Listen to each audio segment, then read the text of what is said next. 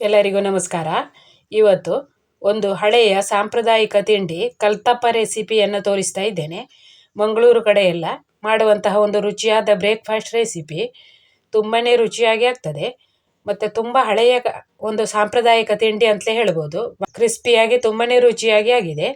ಮತ್ತು ಈ ಕಲ್ತಪ್ಪವನ್ನು ಎರಡು ವಿಧಾನದಲ್ಲಿ ಮಾಡ್ಬೋದು. ಒಂದು ಸೌತೆಕಾಯಿ ಹಾಕಿ ಕೂಡ ಕಲ್ತಪ್ಪ ಮಾಡ್ತಾರೆ, ಇನ್ನೊಂದು ಅಕ್ಕಿ ಮತ್ತು ತೆಂಗಿನ ತುರಿ ಹಾಕಿ ರುಬ್ಬಿ ಮಾತ್ರ ಮಾಡ್ತಾರೆ. ಈಗ ನಾನು ಈ ಕಲ್ತಪ್ಪವನ್ನು ಸೌತೆಕಾಯಿ ಹಾಕಿ ಮಾಡಿದ್ದೇನೆ. ಕಲ್ತಪ್ಪ ನೋಡಿ ಎಷ್ಟು ಮೆತ್ತಗಾಗಿ ಆಗಿದೆ ಅಂತೇಳಿ. ರುಚಿ ಕೂಡ ತುಂಬಾನೇ ಚೆನ್ನಾಗಿ ಆಗಿದೆ. ಇದನ್ನು ಈ ತರ ಕಟ್ ಮಾಡಿ ಬೇಕಿದ್ರೂ ತಗೊಳ್ಬಹುದು.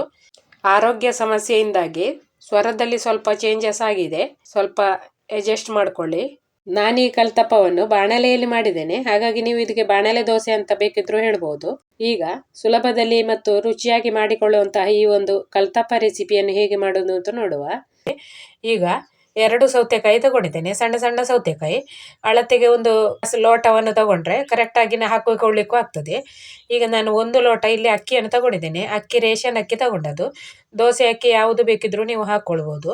ನಾನೀಗ ಈ ತಿಂಡಿಯನ್ನು ಸಂಜೆಗೆ ಮಕ್ಕಳಿಗೆ ತಿನ್ಲಿಕ್ಕೆ ಮಾಡ್ತಾ ಇದ್ದೇನೆ, ಹಾಗಾಗಿ 1 ಕಪ್ ಅಕ್ಕಿ ಸಾಕಾಗ್ತದೆ. ಜಾಸ್ತಿ ಮಾಡ್ಕೊಂಡ್ರೆ ಮತ್ತೆ ರಾತ್ರಿ ಮಕ್ಕಳು ಊಟ ಮಾಡೋದಿಲ್ಲ ನೋಡಿ, ಅದಕ್ಕಾಗಿ 1 ಲೋಟ ಅಕ್ಕಿಯ ಕಲ್ತಪ್ಪ ಮಾಡ್ಕೊಳ್ತಾ ಇದ್ದೇನೆ.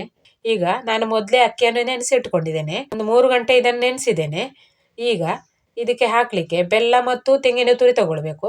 ಬೆಲ್ಲ ನಿಮಗೆ ಎಷ್ಟು ಸಿಹಿ ಬೇಕು ನೋಡಿ ಅಷ್ಟಕ್ಕೆ ನೀವು ತಗೊಳ್ಬೇಕು. ಮತ್ತೆ ತೆಂಗಿನ ತುರಿ ಕೂಡ ಹಾಗೆ, ನಿಮ್ಮಲ್ಲಿ ಜಾಸ್ತಿ ತೆಂಗಿನ ತುರಿ ಇದ್ರೆ ತೆಂಗಿನ ತುರಿ ಸ್ವಲ್ಪ ಜಾಸ್ತಿ ಹಾಕ್ಕೊಂಡ್ರೆ ಮೆತ್ತಗೇನೆ ಆಗ್ತದೆ.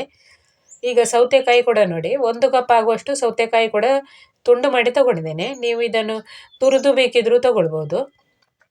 ತುರಿದು ತಗೊಂಡ್ರೆ ರುಬ್ಲಿಗೆ ಕೂಡ ಚೆನ್ನಾಗಿ ಆಗ್ತದೆ. ನಾನೀಗ ಅರ್ಜೆಂಟಿಗೆ ಇದನ್ನು ಕಟ್ ಮಾಡಿ ತಗೊಂಡಿದ್ದೇನೆ. ಈಗ ಸಿಪ್ಪೆ ಎಲ್ಲ ತೆಗಿಲಿಲ್ಲ, ನೀವು ಸಿಪ್ಪೆ ತೆಗೆದು ಬೇಕಿದ್ರೂ ಹಾಕ್ಕೊಳ್ಬೋದು ಅಥವಾ ಹಾಗೆ ಹಾಕ್ಕೊಂಡ್ರೂ ಆಗ್ತದೆ. ಈಗ ಒಂದು ಮಿಕ್ಸಿ ಜಾರಲ್ಲಿ ಮೊದಲಿಗೆ 1 ಕಪ್ ಆಗುವಷ್ಟು ಸೌತೆಕಾಯಿಯನ್ನು ಹಾಕ್ಕೊಂಡಿದ್ದೇನೆ. ಹಾಗೆ ಅರ್ಧ ಕಪ್ ಆಗುವಷ್ಟು ತೆಂಗಿನ ತುರಿ ಮತ್ತು ಅರ್ಧ ಕಪ್ ಆಗುವಷ್ಟು ಬೆಲ್ಲವನ್ನು ಹಾಕ್ಕೊಳ್ತಾ ಇದ್ದೇನೆ. ಮೊದಲು ಇದನ್ನು ರುಬ್ಬಿಕೊಳ್ಬೇಕು. ಸೌತೆಕಾಯಿ ಸ್ವಲ್ಪ ನಯವಾಗಿ ರುಬ್ಬಿಕೊಳ್ಬೇಕಾಗ್ತದೆ. ಮತ್ತೆ ಇಲ್ಲಿ ತೆಂಗಿನ ತುರಿ ನಿಮ್ಮ ಹತ್ರ ಜಾಸ್ತಿ ಇದ್ರೆ 1 ಕಪ್ ಬೇಕಿದ್ರೂ ಹಾಕ್ಕೊಳ್ಬೋದು. ಬೆಲ್ಲನೂ ಹಾಗೆ ನಿಮಗೆ ಎಷ್ಟು ಸಿಹಿ ಬೇಕು ನೋಡಿ ಅದಕ್ಕೆ ಅನುಗುಣವಾಗಿ ಬೆಲ್ಲವನ್ನು ಹಾಕ್ಕೊಳ್ಳಿ. ಸೌತೆಕಾಯಿ ರುಬ್ಬುವಾಗ ನೀರು ಬಿಟ್ಟುಕೊಳ್ತದೆ, ಮೊದಲಿಗೆ ಒಂದು ಸ್ವಲ್ಪ ನೀರು ಹಾಕಿ ರುಬ್ಬಿಕೊಳ್ಳಿ, ಜಾಸ್ತಿ ಹಾಕೊಳ್ಳಿಕ್ಕೆ ಹೋಗ್ಬೇಡಿ. ಹಿಟ್ಟು ತುಂಬಾನೇ ತೆಳ್ಳಗಾಗ್ಬೋದು. ಮೊದಲಿಗೆ ನೀವು ಇದನ್ನು ನೀರು ಹಾಕದೆ ಬೇಕಿದ್ರೂ ರುಬ್ಬಿಕೊಳ್ಬಹುದು. ನಾನು ಒಂದು ಸ್ವಲ್ಪ ನೀರು ಹಾಕೊಂಡು ರುಬ್ಬಿದ್ದೇನೆ. ಈಗ ಒಂದು ಸಾರಿ ರುಬ್ಬಿ ತಂದಿದ್ದೇನೆ. ರುಬ್ಬಿ ತಂದ ಮೇಲೆ ನೆನೆಸಿದ ಅಕ್ಕಿಯನ್ನು ಹಾಕಿ ರುಬ್ಬಿಕೊಳ್ಬೇಕು. ಅಕ್ಕಿಯನ್ನು ರುಬ್ಬುವಾಗ ಸ್ವಲ್ಪ ರವಾದ ಟೈಪ್ ರುಬ್ಬಬೇಕು. ಜಾಸ್ತಿ ನಯವಾಗಿ ರುಬ್ಬಿದ್ರೆ ಕಲ್ತಪ್ಪ ಕೂಡ ಅಂಟಂಟಾಗಿ ಆಗ್ತದೆ, ಅದಕ್ಕೆ ಸ್ವಲ್ಪ ತರಿಯಾಗಿ ರುಬ್ಬಿಕೊಳ್ಬೇಕು. ಈಗ ಇದಕ್ಕೆ ರುಚಿಗೆ ತಕ್ಕಷ್ಟು ಉಪ್ಪನ್ನು ಹಾಕಿ ರುಬ್ತಾ ಇದ್ದೇನೆ. ನೀವು ರುಬ್ಬಿ ಆದ್ಮೇಲೆ ಉಪ್ಪು ಬೇಕಿದ್ರೂ ಹಾಕ್ಕೊಳ್ಬೋದು. ಈಗ ನಾನು ರುಬ್ಬಿ ತಂದಿದ್ದೇನೆ. ಹಿಟ್ಟು ನೋಡಿ ಈ ತರ ರವೆಯ ಟೈಪ್ ಕಾಣ್ತಾ ಉಂಟು. ಇದೇ ತರ ರುಬ್ಬಿಕೊಳ್ಬೇಕು, ಜಾಸ್ತಿ ನಯವಾಗಿ ರುಬ್ಬಿಕೊಳ್ಳಿಕ್ಕೆ ಹೋಗ್ಬೇಡಿ. ಈಗ ಇದನ್ನೊಂದು ಪಾತ್ರೆಯಲ್ಲಿ ತೆಗೆಯುವ. ಮತ್ತೆ ಹಿಟ್ಟಿನ ಹದ ನೋಡಿ, ದೋಸೆ ಹಿಟ್ಟೆಲ್ಲ ಇರ್ತದೆ ನೋಡಿ, ಅದೇ ತರ ಇದ್ರೆ ಆಯ್ತು. ಜಾಸ್ತಿ ಗಟ್ಟಿಯೂ ಅಲ್ಲ, ಜಾಸ್ತಿ ತೆಳ್ಳಗೂ ಇರಬಾರ್ದು. ಈಗ ಇದನ್ನೊಂದು ಪಾತ್ರೆಯಲ್ಲಿ ತೆಗೆದುಕೊಳ್ತಾ ಇದ್ದೇನೆ. ಒಂದೊಂದು ತುಂಡು ಸೌತೆಕಾಯಿದು ಉಳಿದಿರ್ತದೆ, ನೀವು ತುರಿದು ತಗೊಂಡ್ರೆ ಚೆನ್ನಾಗಿ ನಯವಾಗಿ ರುಬ್ಲಿಕ್ಕೆ ಆಗ್ತದೆ. ನಾನೀಗ ಕಟ್ ಮಾಡಿದ ಕಾರಣ ಸಣ್ಣ ಸಣ್ಣ ತುಂಡು ಉಳಿದಿದೆ ನೋಡಿ, ಅದನ್ನ ನಾನು ಇದರಿಂದ ತೆಗಿತೇನೆ. ಉಳಿಯಿತು ಅಂತ ಏನಿಲ್ಲ, ಅದು ಬೇಯುವಾಗ ಸರಿ ಆಗ್ತದೆ. ನನ್ನ ಮಿಕ್ಸರ್ ಕೂಡ ತುಂಬಾ ಹಳೆಯದಾಗಿದೆ, ಹಾಗಾಗಿ ಅದರಲ್ಲಿ ಸ್ವಲ್ಪ ರುಬ್ಬುವಾಗ ಕೂಡ ಸರಿಯಾಗಿ ನಯವಾಗಿ ಆಗುದಿಲ್ಲ. ಈಗ ಸಣ್ಣ ಸಣ್ಣ ತುಂಡು ಉಳಿದಿದೆ, ಆ ತುಂಡನ್ನು ತೆಗೆದುಕೊಳ್ತೇನೆ. ಈಗ ಮಿಕ್ಸಿ ಜಾರಿಗೆ ಕೂಡ ಸ್ವಲ್ಪ ನೀರು ಹಾಕಿ ಅದನ್ನು ಕೂಡ ಸೇರಿಸ್ಕೊಳ್ತಾ ಇದ್ದೇನೆ. ಮಿಕ್ಸಿ ಜಾರಲ್ಲಿ ಸ್ವಲ್ಪನೇ ನೀರು ಹಾಕಿದ್ದೇನೆ, ಜಾಸ್ತಿ ನೀರು ಹಾಕಿದ್ರೆ ಹಿಟ್ಟು ತೆಳ್ಳಗಾಗ್ಬೋದು. ಈಗ ಹಿಟ್ಟಿನ ಹದ ನೋಡಿ ಇದೇ ತರ ಇದ್ರೆ ಆಯ್ತು. ಈಗ ಇದನ್ನೊಂದು 10 ನಿಮಿಷ ಅಥವಾ ಒಂದು ಅರ್ಧ ಗಂಟೆ ಇಟ್ಟರು ಆಗ್ತದೆ, ಅಥವಾ ಆ ಕೂಡಲೇ ಮಾಡಿದ್ರು ಆಗ್ತದೆ. ನಾನೊಂದು 10 ನಿಮಿಷ ಅದು ಸೆಟ್ ಆಗ್ಲಿಕ್ಕೆ ಬಿಡ್ತಾ ಇದ್ದೇನೆ.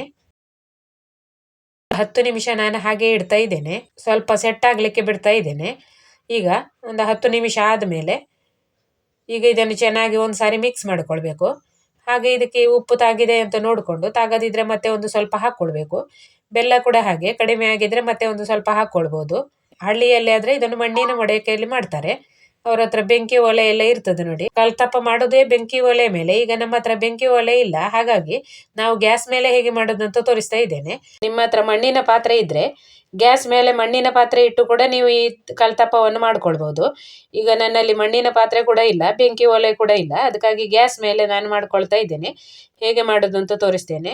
ಅದಕ್ಕೆ ಗ್ಯಾಸ್ ಮೇಲೆ ಮಾಡಲಿಕ್ಕೆ ಕಬ್ಬಿಣದ ಬಾಣಲೆ ಬೇಕು, ಅಥವಾ ಕಬ್ಬಿಣದ ಯಾವುದಾದ್ರೂ ಪಾತ್ರೆ ಇದ್ರೆ ಅದು ಆಗ್ತದೆ. ಒಟ್ಟು ದಪ್ಪ ತಳದ ಪಾತ್ರೆ ಬೇಕಾಗ್ತದೆ.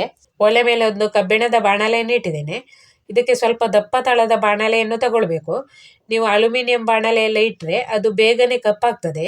ಕಬ್ಬಿಣದ ಇಟ್ಟರೆ ಸರಿಯಾಗಿ ಆಗ್ತದೆ.